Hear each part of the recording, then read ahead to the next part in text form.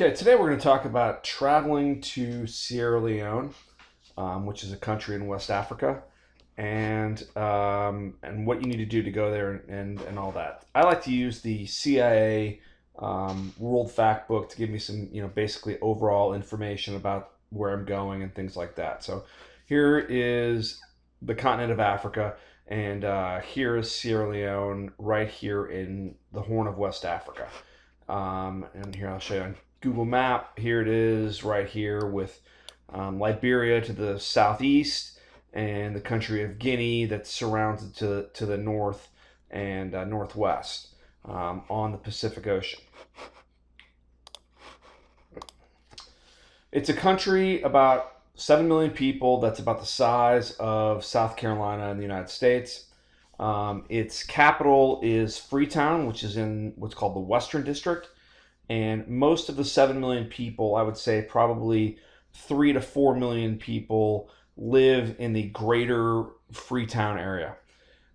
Sierra Leone is one of the poorest countries in the world with a per capita income of around $350 per year. There was a brutal civil war, a very violent civil war that went from 1991 to 2002. And if you ever see the movie Blood Diamonds with Leonardo DiCaprio, Sierra Leone is kind of the war scenes and that. Sierra Leone is the main country for that. Let me show you again on the map. Here's Sierra Leone here, and here is Freetown on this little peninsula, which is called the Western area, and then this area in here is called the Western District. Most of the people in Sierra Leone live here and down towards Hastings and Waterloo. The rest of the country, for the most part, Bo is the second largest city, which is considerably inland, and it's maybe 100,000 people. Most of the country is rural, and there's villages and little towns, but for the most part, it's a rural country outside of the greater Freetown area. In Sierra Leone, it's just north of the equator, about 8 degrees north of the equator. They basically have two seasons. They have a rainy season, and it's rainy. It's one of the rainiest spots in the world that goes from late spring until November. And when it rains, it rains. It's not spring showers. It's monsoonal rain. And then there's a dry season that lasts from November until late spring. It's a tropical climate. It's warm and humid conditions throughout, mainly in the coastal areas, but, it's pretty humid. And once you get to the north and east, you start getting into a little elevation, a little bit closer to the Sahara. It gets a little bit drier, a little bit more savanna-y and less tropical. Well, why would you go to Sierra Leone? Well, it's got beautiful scenery and beaches. It's one of the most undeveloped countries that I've ever been to. The people are extremely friendly. I mean, if you're a European or an American, they kind of open your arms to you. It's a much slower pace of life. Things go at their own pace over there. It's very un-American and very unindustrialized world. And if you want to do some good in the world, you do have the ability to help an NGO with meaningful work. So there's a lot of I'm going to call them charity organizations. World Vision, church groups, different the Red Cross, different groups are over there doing things. How you can work in a school, you can work in a hospital. They have all kinds of opportunities to work and help out. Before you go, you need to get a visa from the Sierra Leone embassy. You send your passport there, you pay your fee. I'll show you some pictures of what the visa looks like. It takes up essentially 2 pages of your passport. And for an American, you can get a 3-year visa now. It used to be you could only get a 1-year visa. A lot of they treat the people from the UK, people from the US, people from Canada, and people from Europe slightly different in regards to visas. And I'm not 100% sure why, but it seems like, for whatever reasons, Americans have it a little bit easier than Canadians or people from the UK or people from the EU. Immunizations. You are required to have a yellow fever certificate and shot. So most cities have a travel health professional. I use a travel nurse here in Austin that works for a big kind of community of clinics and hospitals, and that's her whole job, is to see people going to countries around the world. And she's also a nurse practitioner, so she can prescribe medicine and things like that. So she's really good. I've gotten, being born at a certain time, I had to have MMR again, tetanus, yellow fever, all those tropical communicable diseases. You need to see your travel health professional about getting protection for that. But yellow fever technically is the only one that's required to go to Sierra Leone. Malaria prevention. Malaria is a real bad thing over there, and it is something that can be prevented by taking certain kinds of pills. Now, it's very important to know there is a difference in the type of malaria between Central America and um, Africa.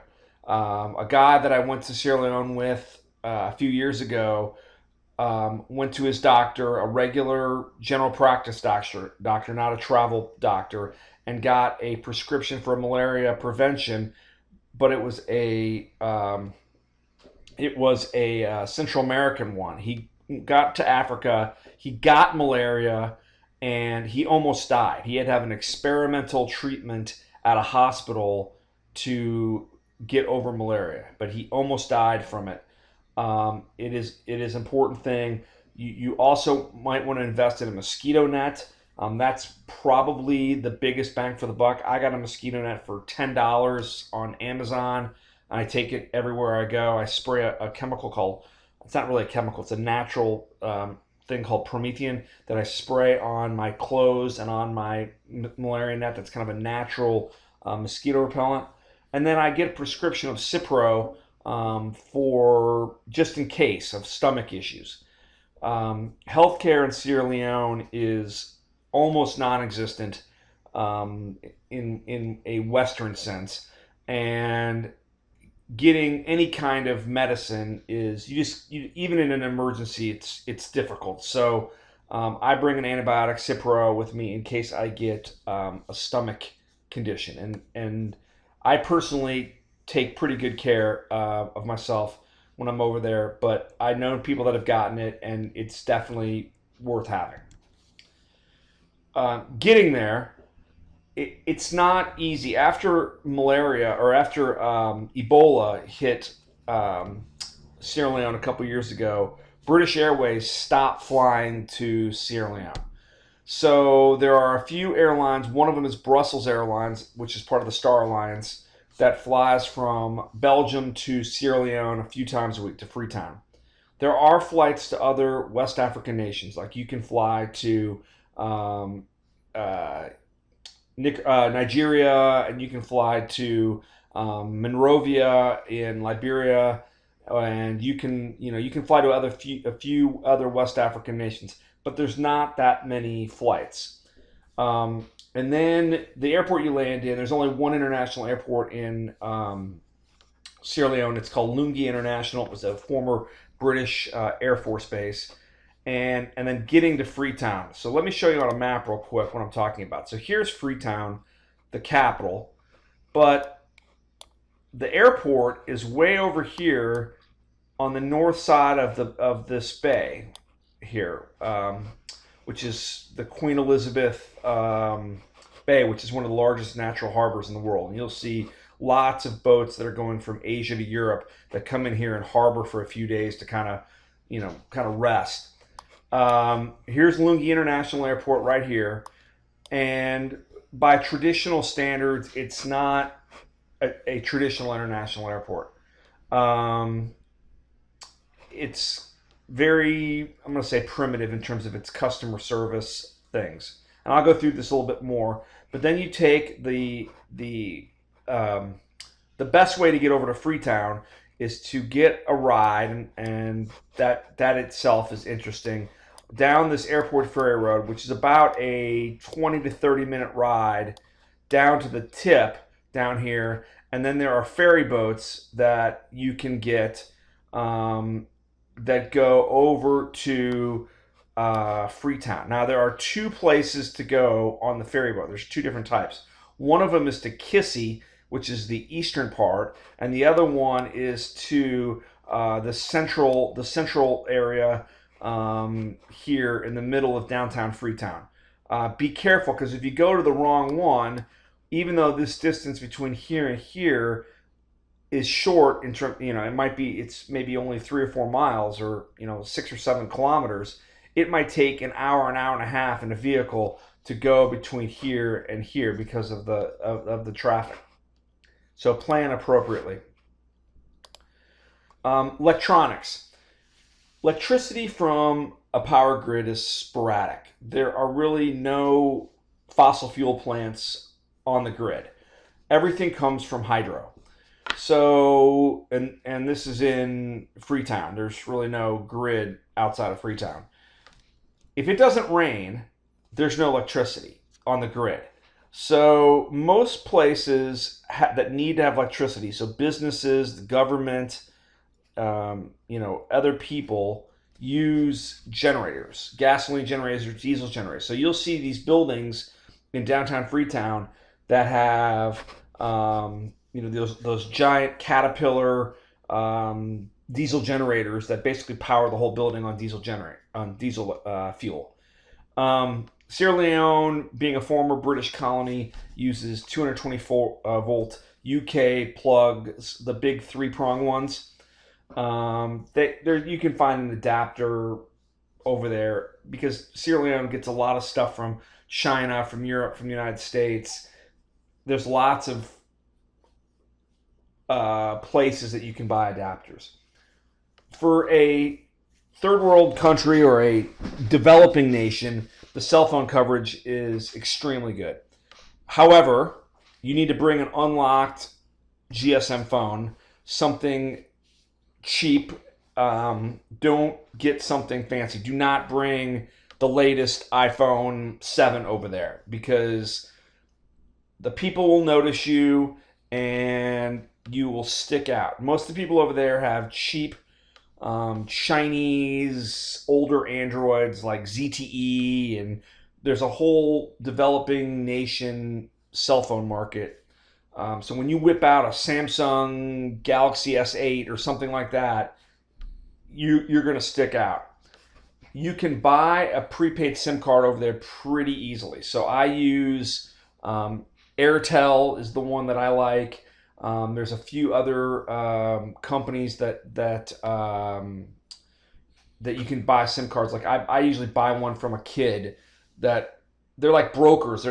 People sell everything, so they're like kids that sell these cards, either top-up cards or SIM cards.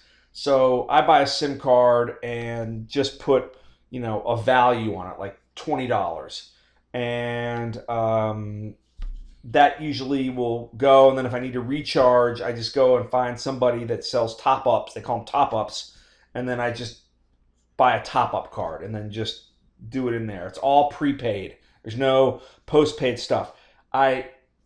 You probably could use an American or European phone over there, but my guess is you would pay a ridiculous amount of money for it.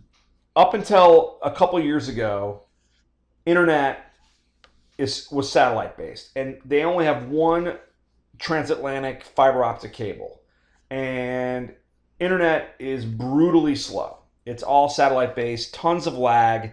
You can't do anything in real time. So there's no videos, there's no YouTube.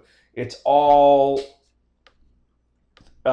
satellite based. So the latency is just ridiculously high if you can get it.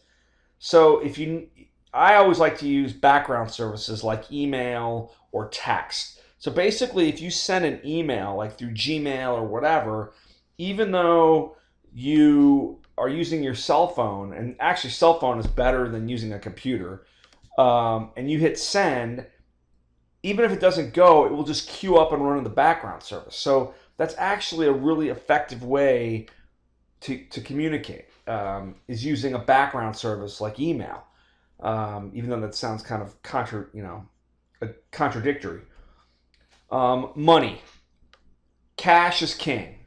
There really is no use of credit cards, and there are only a very few banks or ATM machines, and they're very clustered around central Freetown. So there is like a Standard Chartered Bank, and there's a couple other European banks that have branches in Freetown, and they do have ATM machines. But that's it. If you go anywhere outside of that general area, you're not going to see an ATM machine, and credit card use is non-existent outside of a few places in central Freetown that cater to very, very high-end government and commercial clients. Basically, you're not going to be able to use a credit card.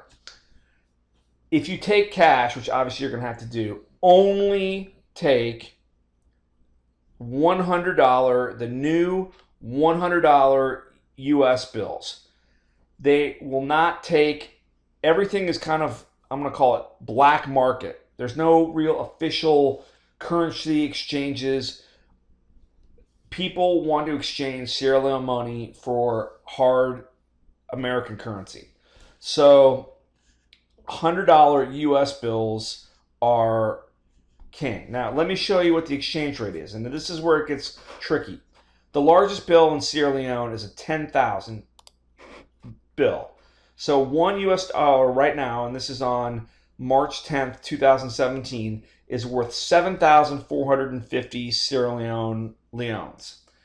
So that means to cash your $100 bill, you are going to get 745,000 Sierra Leone leones. And if the largest bill is a 10,000 leone bill, that means you're going to get a minimum of 745 notes in the exchange. So you're going to be carrying around a bag of cash. And that's a problem, because now you've got a bag of cash. So that can be a problem. Transportation. In Freetown, there are taxis, and I'll show you some pictures of those, but they drive in red and yellow cars, and most of them go on what are like public routes, almost like a bus. So they go around on these kind of main streets, and they honk their horn constantly. And if you're walking, you can just stand there, and one of these guys will come by, and even if there's somebody in the car, you just get in the car with them. And there's really no limit to how many people are in the car. So if it's a Toyota Corolla, or even if it's a small Japanese car, there might be 5 people in there. Somebody may sit on your lap. If you're in the car and the car pulls over and they see a non-African person in the car, it kind of startles them at first. I mean, they're not used to seeing non-African people. So just smile and be welcoming, and people are usually pretty friendly about it.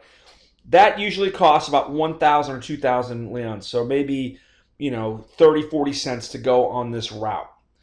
You can also get one of these guys for a taxi for hire. You can kind of go wherever you want to go in a taxi.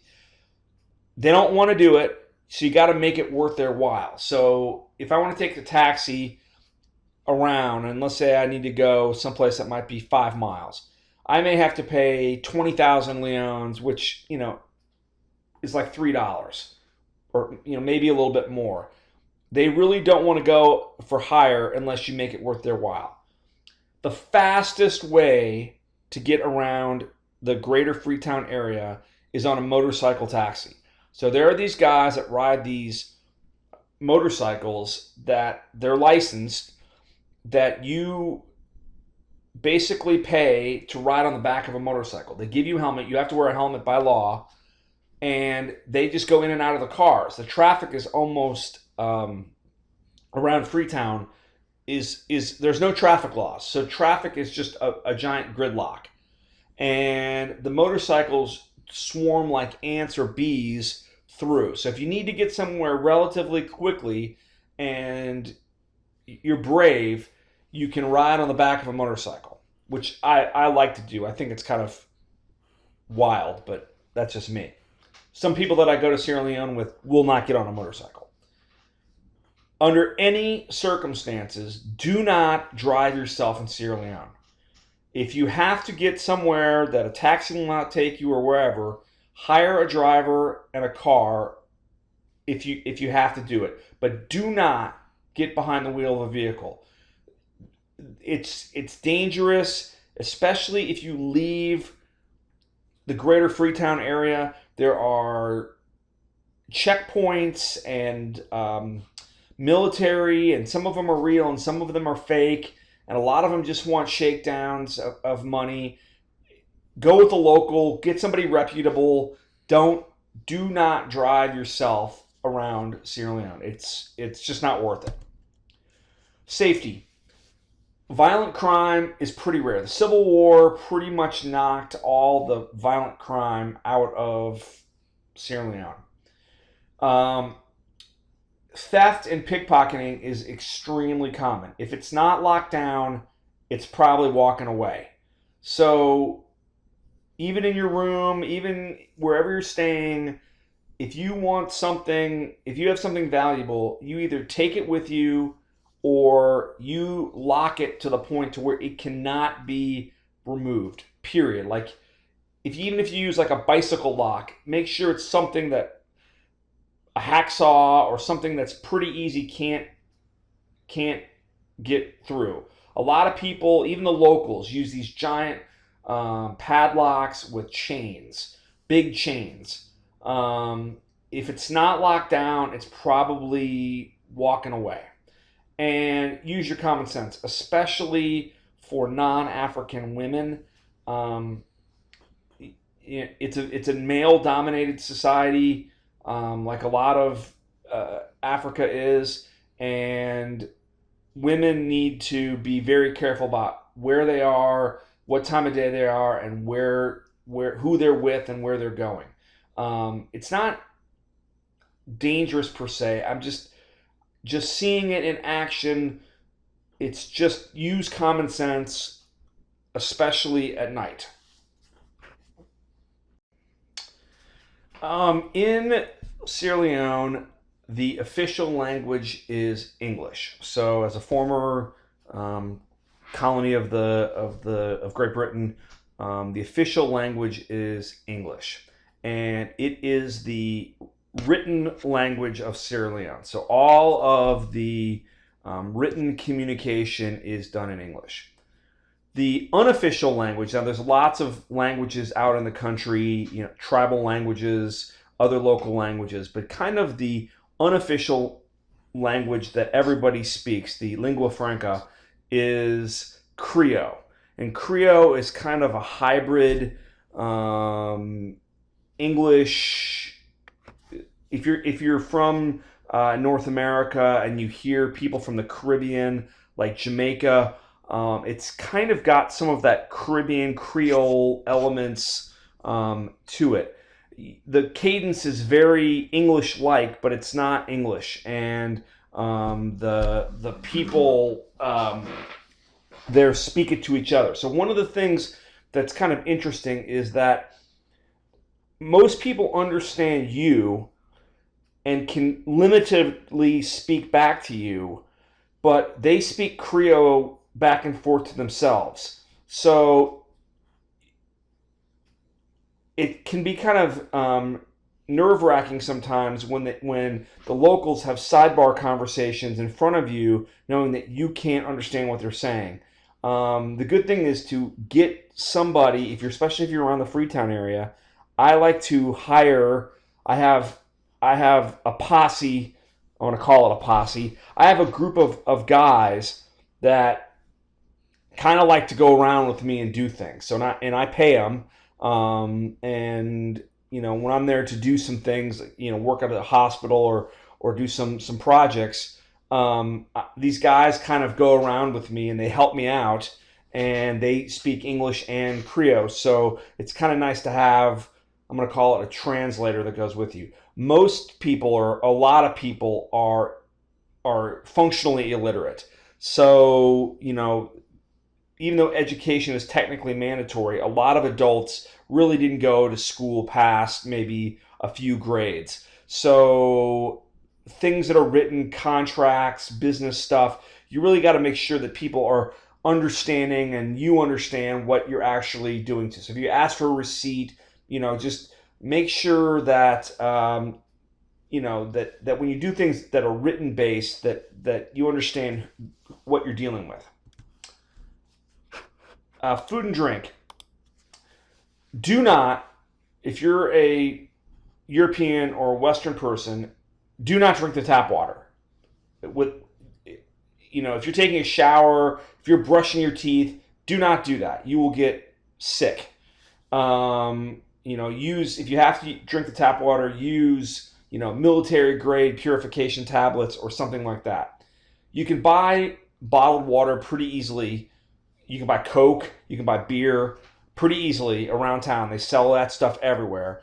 And if you buy bottled water, make sure the cap cracks when you open it. And you'll know, when you open a water bottle, it has that kind of plastic seal. Make sure that seal cracks when you open it, because people take discarded water bottles and they refill them and they sell them. They sell them on the streets, and people mix like fruity stuff with it, and then they sell that. When you eat stuff in Sierra Leone, as a Westerner, do not eat foods where you eat the skin. So stuff like apples and any kind of like lettuce or like a vegetable like that, where you eat the outside of that, do not eat that under any circumstances. Only eat foods, if you're going to eat foods raw, that like bananas are okay, pineapples are okay, oranges are okay, because you peel the skin off of it. Anything else that's not a fruit or vegetable like that, you're pretty okay if it's cooked. So there's lots of bakery items, lots of stuff like that is cooked. That's all good. Their primary diet is rice with cassava, which is really good, spicy. They have great spices there. I love eating the local African food. One other thing I'm going to tell you about is, if you absolutely have to eat, I got to go to a restaurant, I got to eat food. Down here near the main part of Freetown, this is kind of the main part, and the cotton tree is kind of their famous landmark. That is a very famous landmark there in Sierra Leone. In fact, it's on their money. I'll show you that in a few minutes. But there is a bakery, there's a restaurant over here called the Crown Bakery, and it is kind of the only Western restaurant in the whole country. You can get a pizza, you can get ice, you can get, bakery. You'll see most of like embassy people from Europe and even military people from there that go to the Crown Bakery. So that's kind of the one place that I recommend if you have to eat, if you want to eat at a restaurant and not worry about the food. Here are a few customs that you may want to know about before you go, because the first time I went, it kind of was, I don't want to say shocking, but just a little bit, I don't know, alarming is not the right word, but just a little bit noticeable when I first got there. The first one is holding hands, even among men, is a sign of friendship. So if you're walking down a street and an African man comes and wants to hold your hand, he's not trying to be, gay or something like that. It's a sign of friendship, and you'll see that all around Sierra Leone, men holding hands as a sign of friendship. It's a very touchy culture. There's a lot of hugging, a lot of touching. That's okay. I'm not really a touching person, so it was difficult for me to kind of shed that non-touching kind of culture. It's all very normal and kind of expected. So just get used to that. In the poor parts of Freetown and in rural parts of the country, you may be the first non-African that children ever see. Now, this is kind of an interesting one. So there's not really a lot of TV or movies or things like that. So people listen to the radio. There's a lot of radio, but there's not much television. So a lot of children, especially let's say children under 5, maybe have never seen a white person before in their life. And I one time was in a place in the Kissy area, and having a beer, and a girl saw me and she just started screaming. She thought I was a ghost, and it was I don't know. I felt bad that I scared her, but just be aware of that. Most people in Sierra Leone are very religious. It's just part of the culture. Most people there, especially outside of Freetown, are Muslim, with a sizable Christian population. So in Freetown, I think it's about 50-50 in Freetown, and then it's probably a little bit more like 60-40 or 70-30 once you leave the greater Freetown area. The Muslim population there is, now I'm not a big, I don't know a whole lot about the Muslim faith, but the women there are moderate. There's not a lot of full burqas or the outfits. You see a few of that, but not there. It's kind of moderate. You do hear the call to prayer, and the thing that's interesting about it is that a lot of the vehicles are kind of like advertisements for their religion. So some of the Muslim ones will say, Allah is the answer, or Allah is awesome. And then the Christian ones will say, Jesus is alive, or Jesus is the answer. And, on the ferry boat, there are guys that just ride back and forth on the ferry boat. There are Muslim,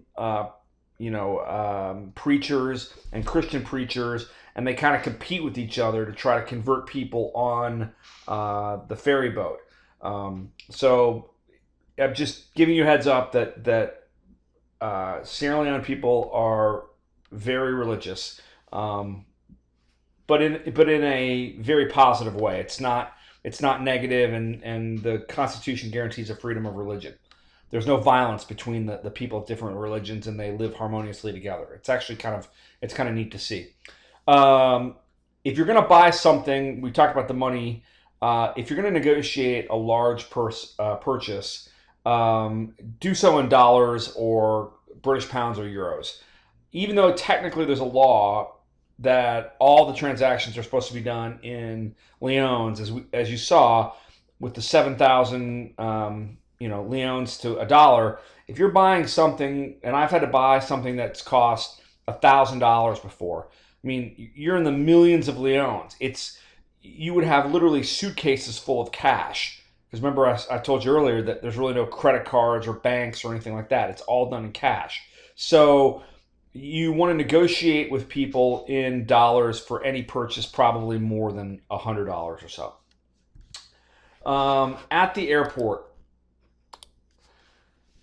when you arrive at Lungi International Airport, you go through customs where they check your immigration, they check your passport, they check your visa, make sure you got that. And if you got that and everything's in line, it's a 2-minute thing.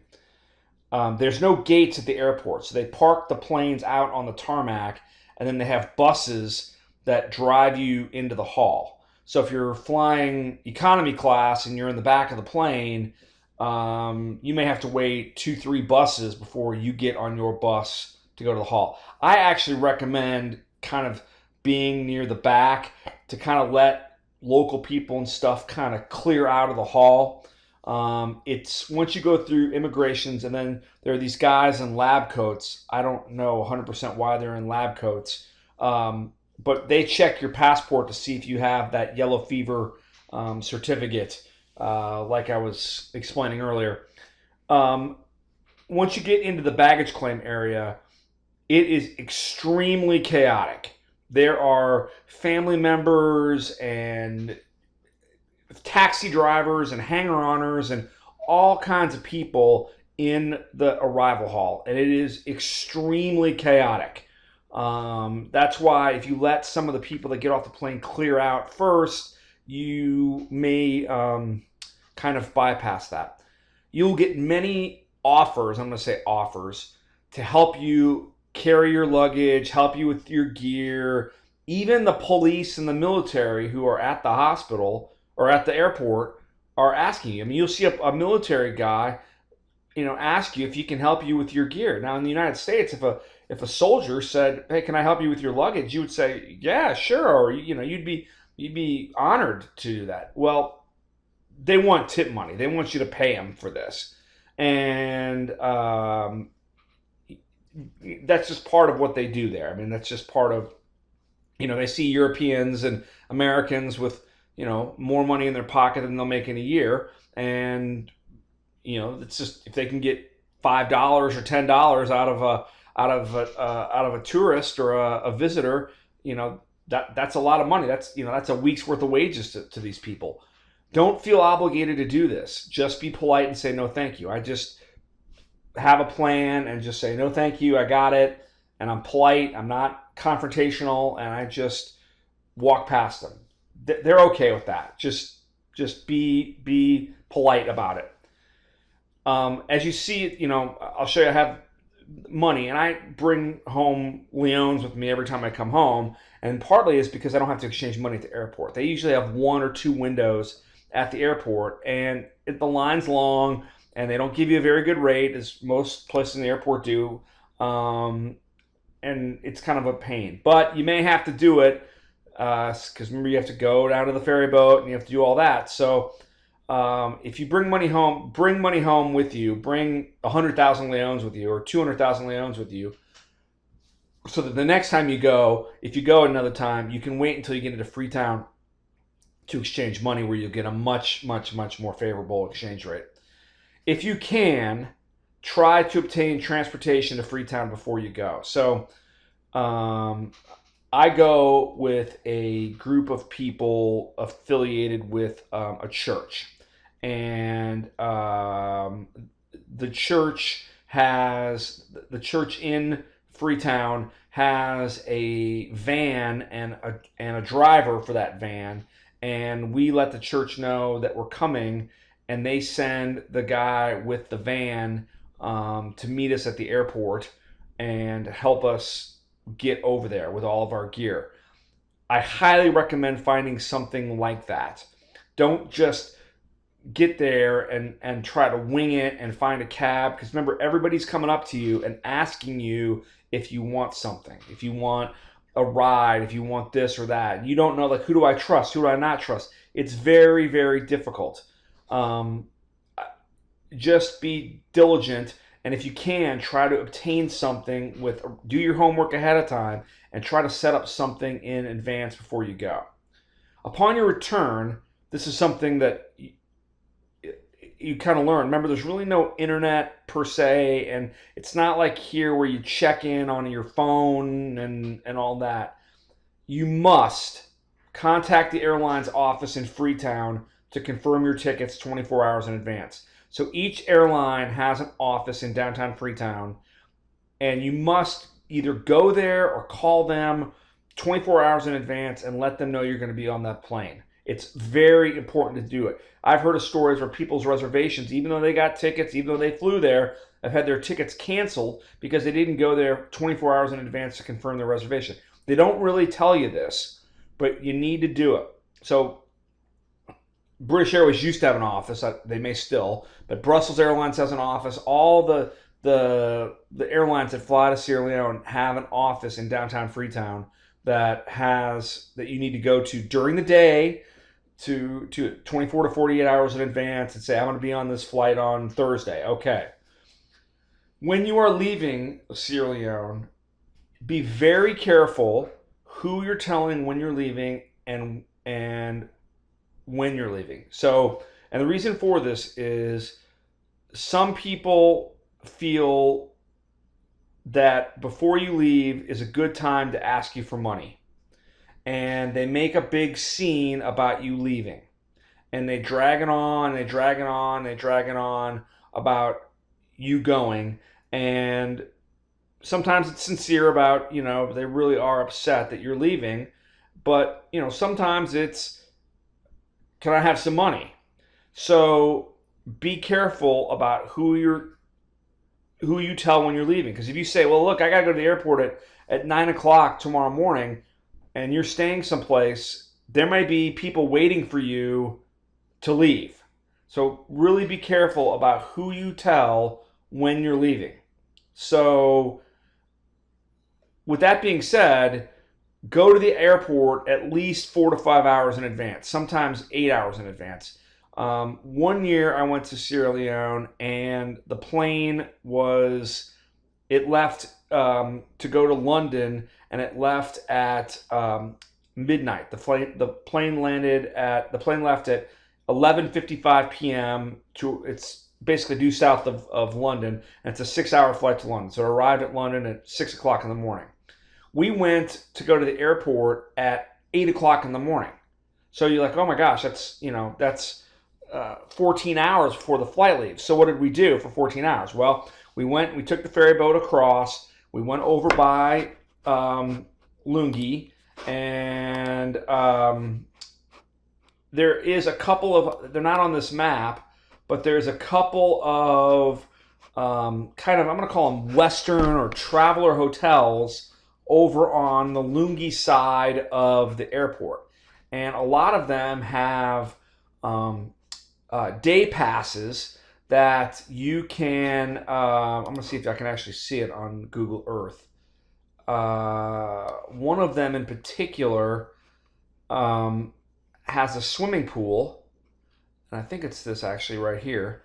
And you can buy a day pass, and they have a shower facility. I think it's like $20 a person, which for Sierra Leone is pretty expensive.